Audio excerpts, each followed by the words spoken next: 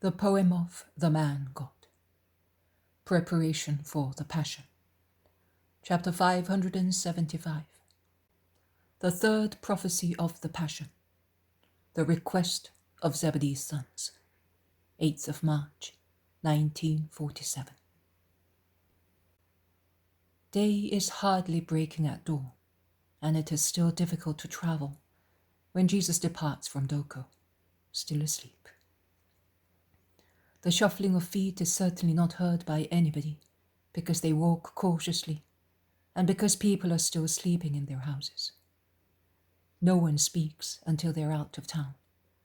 In the country that is awaking slowly in the dim light and is pleasantly fresh after the dew. The Iscariot then says, "A useless journey with no rest. It was better not to have come so far." The few people we met did not treat us badly. They lost their night's sleep to listen to us and to bring us their sick people from the country. On the contrary, it has really been a good thing that we came here, because those who, either through illness or for some other reason, could not hope to see the Lord in Jerusalem, have seen him here and have been comforted, recovering their health or with other graces. We know that the rest have already gone to Jerusalem. When possible, it is our custom to go there a few days before the festivity, says James of Alphaeus kindly, because he is always gentle, the very opposite of Judas Iscariot, who, even in his good moments, is always violent and overbearing. Just because we are going to Jerusalem as well, it was useless to come here. They would have heard and seen us there. But not the women and the sick people, replies Bartholomew, supporting James of Alphaeus. Judas pretends he does not hear them, and resuming the thread of his discourse, he says, "At least I think that we are going to Jerusalem, although I am no longer certain after the conversation with that shepherd." "And where do you expect us to go if we do not go there?" asks Peter. "Who knows? I don't. Everything we have been doing these last months is so unreal, so unforeseeable, so contrary to common sense and also to justice that... Hey, I saw you drink milk at Doko, and yet you were speaking like a drunken man. Where do you see things contrary to justice?" asks James of Zebedee with eyes promising trouble. And to make himself clearly understood, he adds, "Enough of reproaches to the just one. Have you understood that that is enough? You are not entitled to reproach him. No one is entitled to do so, because he is perfect, and none of us are entitled, and you are less entitled than anybody." "Yes, if you are not well, take care of yourself. But do not annoy us with your complaints. If you are moody, the master is over there. Ask him to cure you and stop it," says Thomas, who has lost his patience. Jesus is in fact behind, with Judas of Alphaeus and John, and they are helping the women who, not being accustomed to walking in half light, are proceeding with difficulty along a rough path, which is even darker than the fields, as it runs through a thick olive grove. And Jesus is speaking animatedly to the women, estranged from what is happening ahead of him, and can also be heard by those who are with him, because if the words arrive confusedly, their tone gives to understand that they are not kind ones, but they sound rather quarrelsome. The two apostles, Thaddeus and John, look at each other, but they do not say anything. They look at Jesus and Mary, but Mary is so enveloped in a mantle that her face can hardly be seen, and Jesus does not appear to have heard. But when he finishes talking, they were speaking of Benjamin and his future, and they are speaking of Sarah, the widow of Aphek, who was settled at Capernaum and is a loving mother, not only to the child of Giscala, but also to the children of the woman from Capernaum, who, after she married for the second time, no longer loved the children of her first marriage. And then she came to such a bad end that people considered her death a divine punishment, says Salome. Jesus goes ahead with Judas Thaddeus to join the apostles, and when leaving the group he says, "You may stay, John, if you wish so. I am going to reply to the restless one and bring about peace." But John, after walking a few steps with the women, seeing that the path is now wider and clearer, runs and joins Jesus, who is saying, "So be reassured, Judas. We will do nothing, as we have done nothing, unreal. Even now we are not doing anything unforeseeable. This is the time when it is foreseeable that every true Israelite who is not prevented by diseases or very grave reasons will go up to the temple. And we are going up to the temple." "But not all of us. I heard that Marcian will not be there. Is he perhaps ill? Why is he not coming? Do you think that you can replace him with the Samaritan?" Judas's tone is unbearable. Peter whispers, "Oh, Prudence, hold my tongue fast, for I am a man." And he presses his lips together firmly, in order not to say anything else. His eyes, which are rather deep set, are deeply touching. So clear is the effort of the man to repress his indignation and distress, hearing Judas speak thus. Jesus' presence holds all tongues.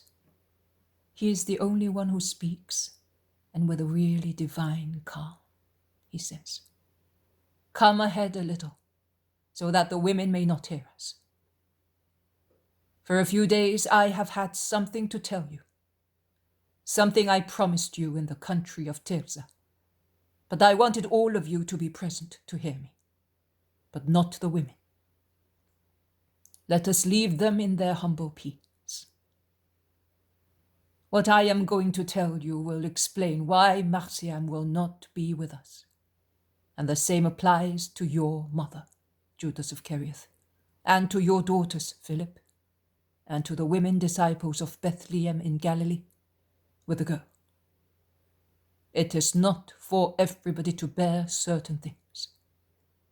I, the Master, know what is good for my disciples, and what they can or cannot stand. Not even you are strong enough to endure the trial, and it would be a grace for you to be excluded. But you will have to continue me, and you must be aware of how weak you are, so that in the future you may be merciful towards the weak.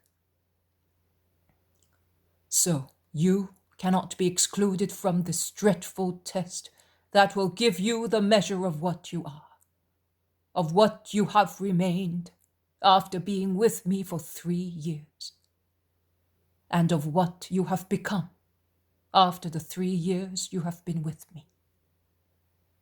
You are 12. You have all come to me almost at the same time. It is not the few days between my meeting with James, John, and Andrew, and the day on which you were received among us, Judas of Kerioth, or the day on which you, my brother, James, and you, Matthew, came to me, that can justify so much difference in your perfecting.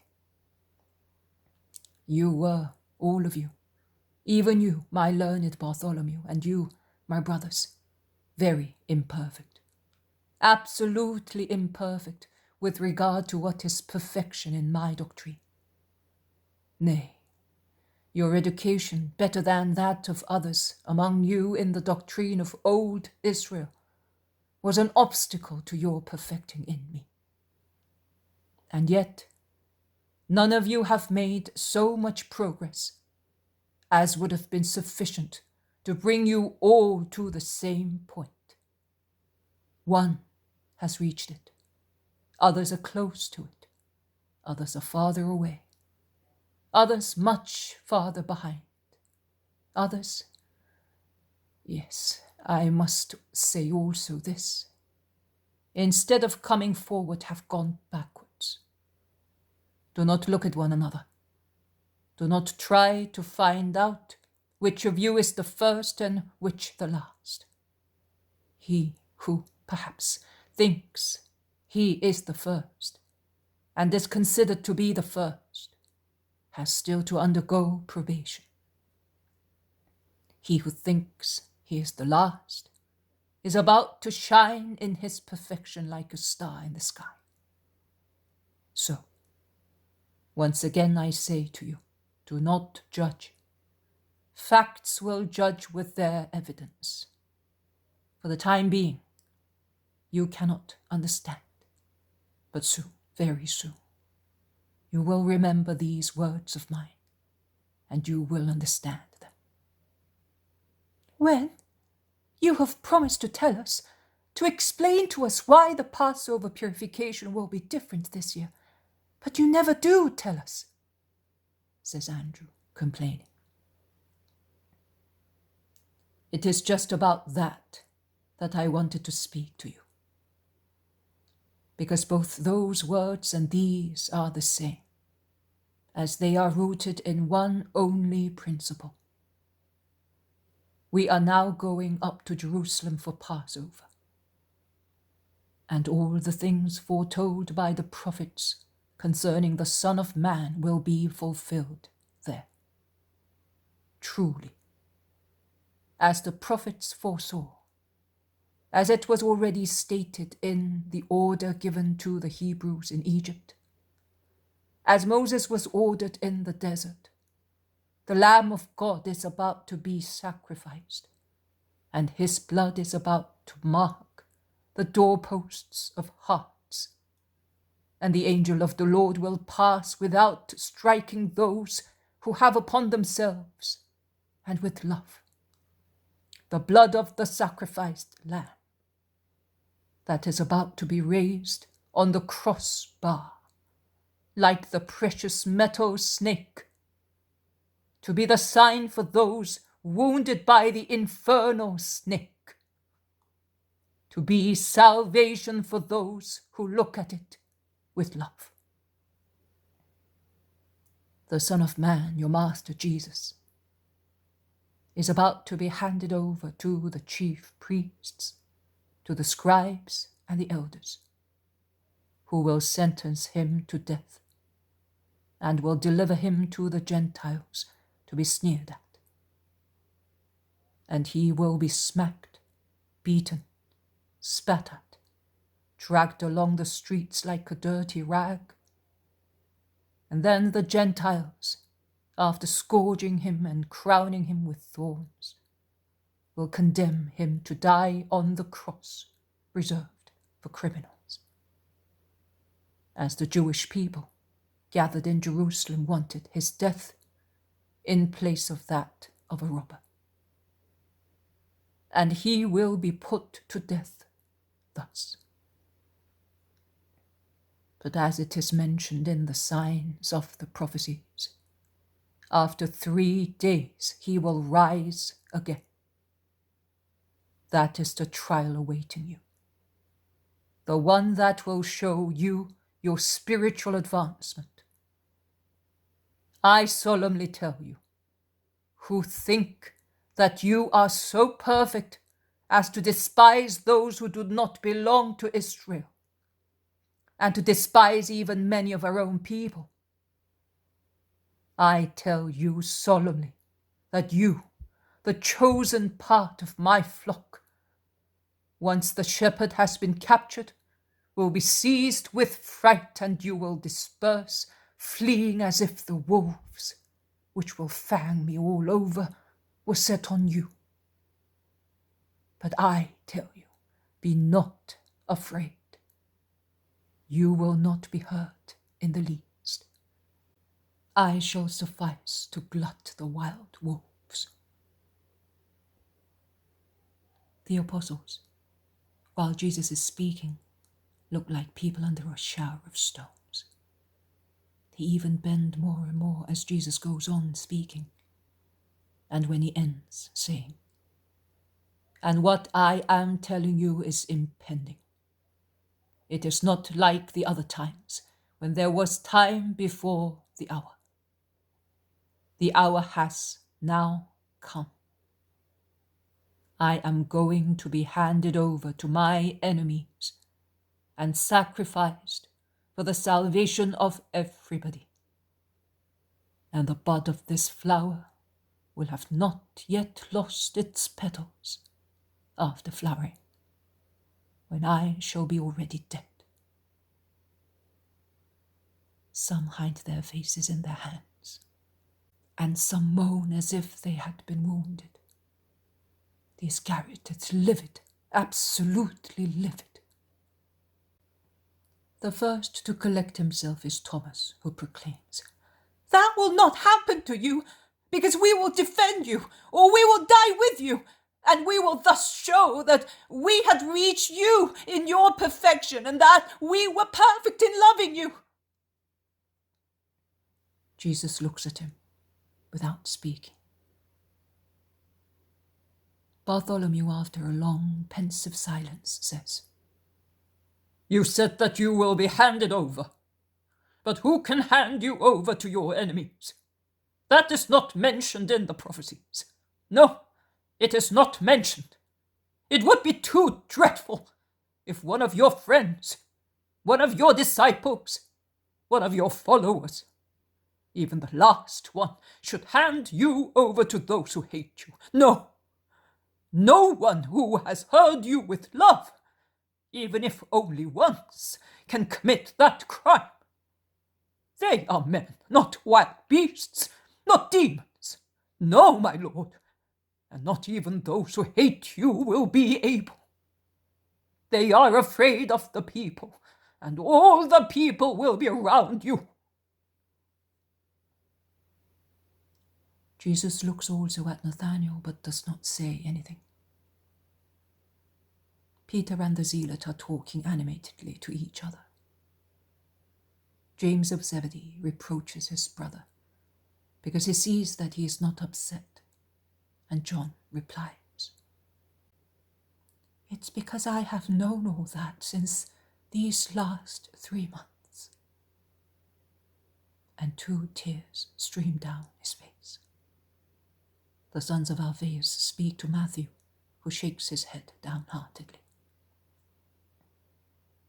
Andrew says to the Iscariot, "Since you have so many friends in the temple—" "John knows Annas himself," replies Judas, and he concludes, "What can we do? What can the word of a man do if that is destined?" "Do you really think so?" ask Thomas and Andrew together. "No, I don't think anything. They are useless apprehensions. Bartholomew is right. All the people will be around Jesus. You can already see that by the behavior of those we meet. And it will be a triumph. You will see that that is what will happen," says Judas of Cariath. "In that case, why does he?" says Andrew, pointing at Jesus, who has stopped, waiting for the women. "Why does he say that? Because he is impressed, and because he wants to test us. But nothing will happen. In any case, I will go." "Oh yes, go and find out," says Andrew, imploring. They become silent because Jesus is following them once again, walking between his mother and Mary of Alphaeus. Mary smiles slightly, because her sister-in-law shows her some seeds she got, I do not know where, and says to her that she wants to sow them at Nazareth after Passover, just at the little grotto, so dear to Mary. "When you were a little girl, I always remember you with these flowers in your little hands. You called them the flowers of your coming. In fact, when you were born, your garden was full of them. And that evening when the whole of Nazareth came to see Joachim's daughter, the clusters of these little stars looked like diamonds because of the water from the sky, and of the last ray of the sun that lit them up while setting. And since your name was Star, everybody said, looking at those tiny shining stars, the flowers have adorned themselves to give a hearty welcome to Joachim's flower.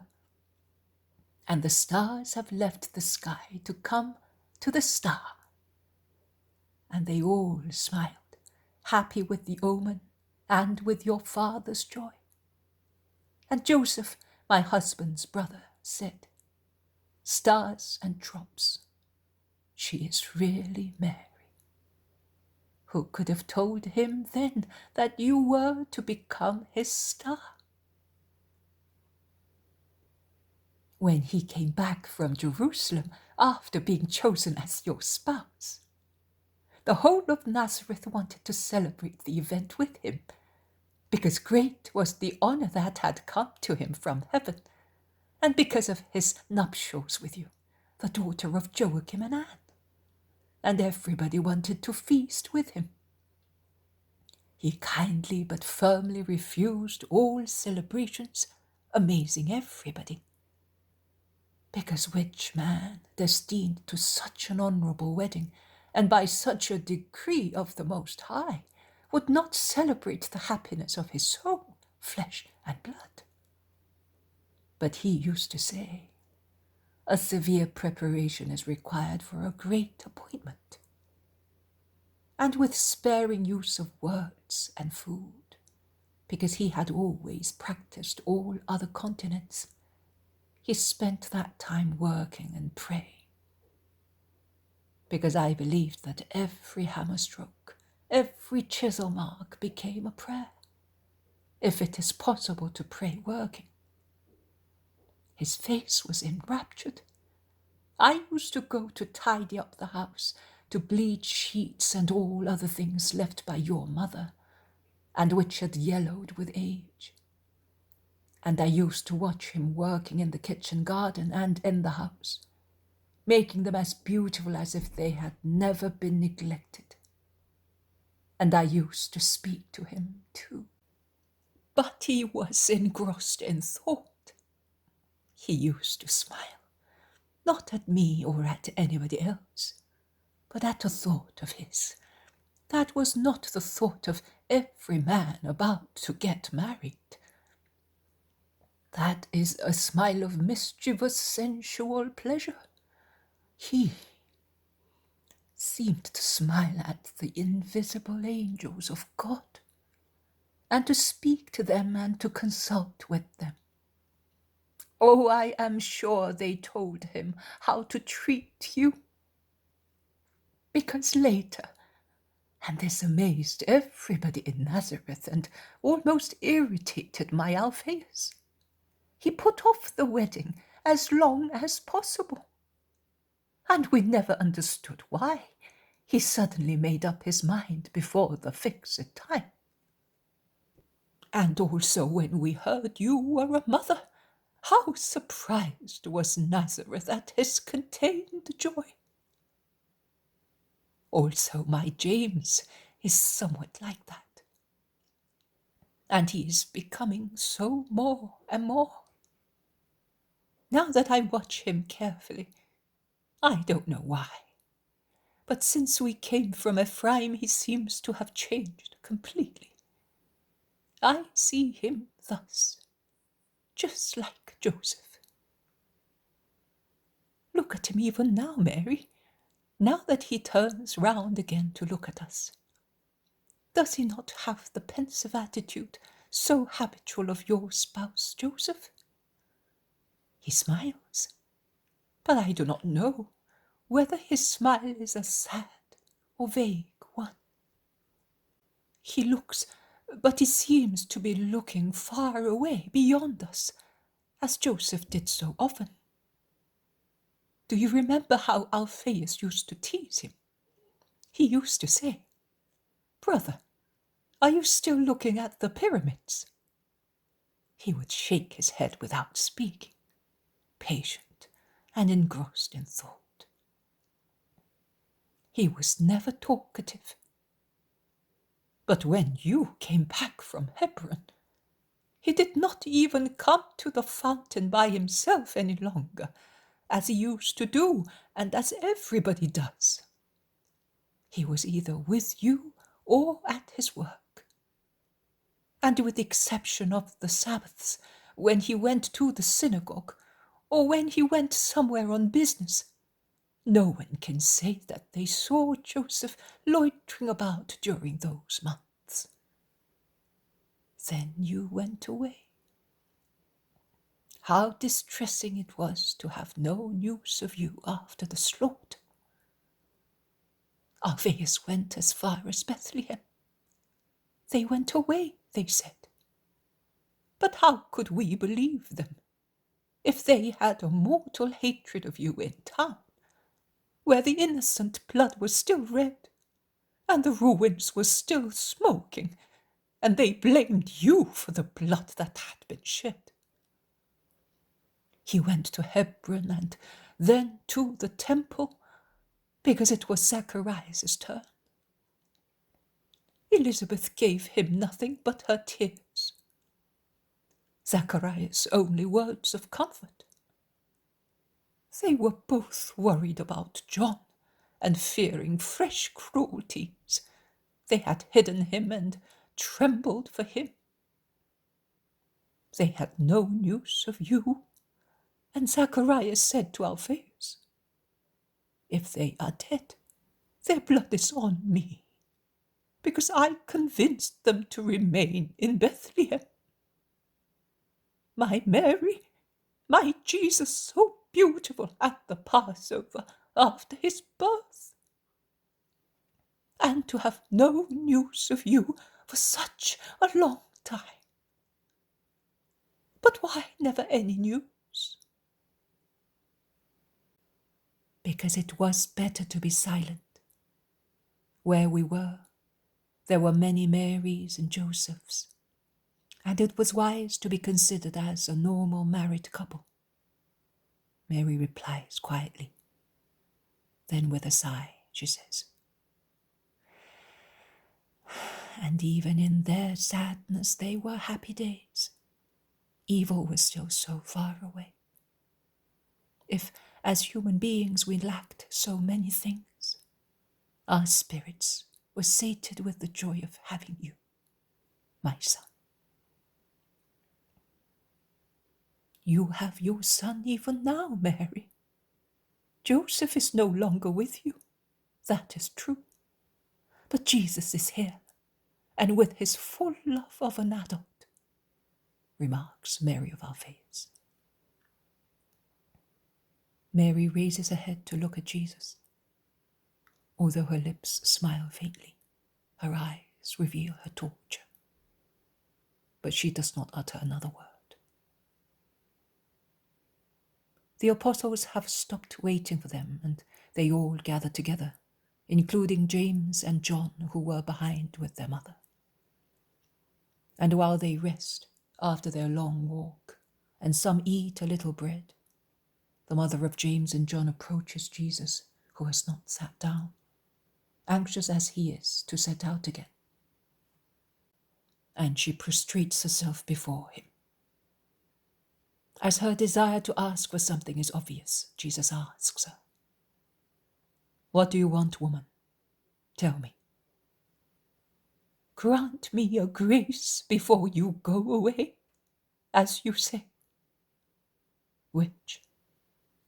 "Arrange for these 2 sons of mine, who have left everything for your sake, to sit one at your right hand and the other at your left, when you will be sitting in your glory in your kingdom." Jesus looks at the woman and then at the 2 apostles, and he says, "You have suggested this request to your mother, misinterpreting the promises I made yesterday. You will not receive in a kingdom on the earth the 100-fold of what you have left.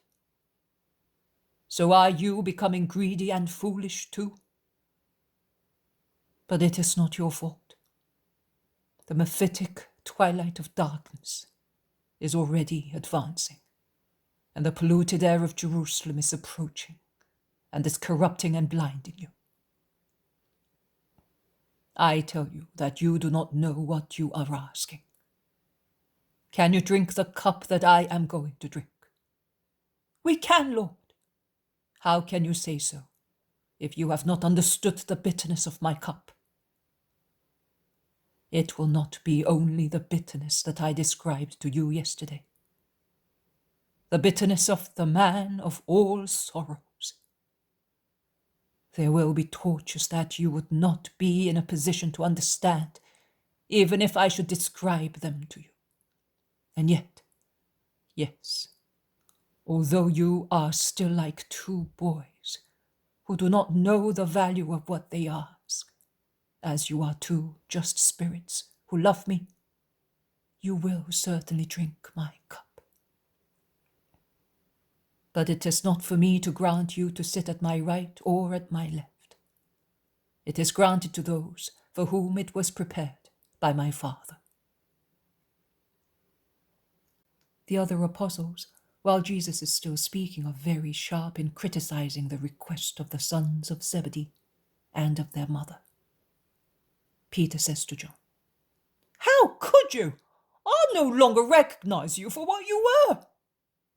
And Iscariot, with his demoniac smile, says, "Truly, the first are the last. Surprises and discoveries nowadays." And he laughs on the wrong side of his mouth.